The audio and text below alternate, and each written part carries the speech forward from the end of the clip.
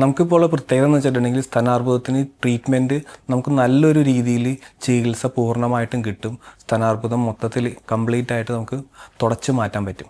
അപ്പോൾ ആ ഒരു സ്ഥിതിയിലെത്തി നിൽക്കുകയാണ് നമ്മളുടെ ഇപ്പോഴത്തെ ഡെവലപ്മെൻറ്റ്സ്. അപ്പോൾ സ്ത്രീകൾക്ക് മിക്കവാറും നല്ലൊരു ക്വാളിറ്റി ഓഫ് ലൈഫ് വേണമെങ്കിൽ നമുക്ക് സ്തനാർബുദത്തിന് ശേഷം കിട്ടും. പക്ഷേ അതിനകത്തുള്ളൊരു പ്രധാന വിലങ്ങുതടി എന്ന് പറഞ്ഞിട്ടുണ്ടെങ്കിൽ നമുക്ക് ആ ഒരു ഷേപ്പും ആ ഒരു പ്രൊജക്ഷനും അങ്ങനെയുള്ള കാര്യങ്ങളിലുള്ള ഒരു കുറവുണ്ടാവും.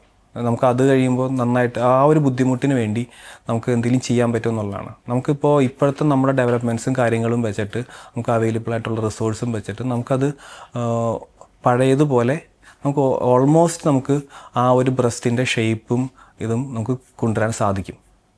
നമുക്കത് പല രീതിയിൽ ചെയ്യാൻ പറ്റും. ഒന്നില്ലെങ്കിൽ സ്തനാർബുദത്തിൻ്റെ സർജറിക്ക് ശേഷം ആ ഒരു സെയിം സർജറിയുടെ ഭാഗമായിട്ട് തന്നെ ഓങ്കോ സർജൻ അല്ലെങ്കിൽ ബ്രസ്റ്റ് സർജൻ ആ ബ്രസ്റ്റിൻ്റെ ക്യാൻസർ എടുത്ത് മാറ്റിയതിന് ശേഷം വരുന്ന ആ ഒരു കുറവ്, ആ കുറവിൻ്റെ വലിപ്പവും അതിൻ്റെ ഇതിനനുസരിച്ച് നമുക്ക് വേണമെങ്കിൽ വേറൊരു റീകൺസ്ട്രക്റ്റീവ് സർജറി ചെയ്യാൻ പറ്റും. ബ്രസ്റ്റ് റീകൺസ്ട്രക്ഷൻ എന്നാണ് അതിനെ നമ്മൾ പറയുന്നത്, നമ്മൾ ടെക്നിക്കലായിട്ട് പറയുന്നത്.